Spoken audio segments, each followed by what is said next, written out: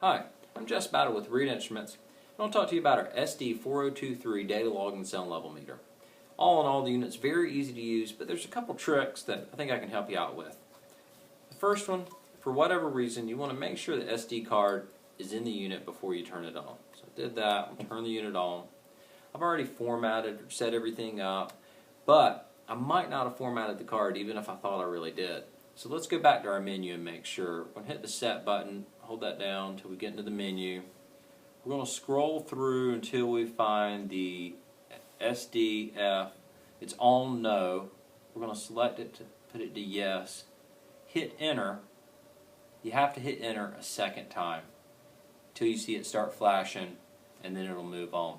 The reason we do that is because when you format the card, any data that's on it's going to be lost. So it's kind of giving you a second chance to make sure that you really do want to format that card. So now we're back in the main menu. There's a couple things we can set up here. You know, you're not an expert, you're not really sure what all these settings mean. Let me walk you through this. In general, you want to be on A. That's closest to the human ear. There's reasons why you might want to be on C, but you probably know what that reason is. So if you don't know, stick with A. Same thing with the range.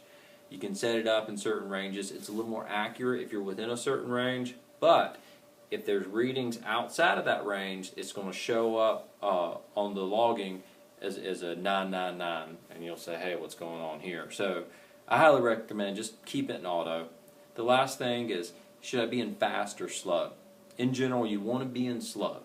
It's not quite as accurate, but the thing is the reading will change so quick when you're in fast. It's just going to give you a little snapshot, where if you're in slow, it's almost like a little average, so that way it's going to be more representative of what's actually going on in the area you're sampling over time. So in general, you want to be in A for your time wait, you want your range to be on auto, and you want to be set up in slow.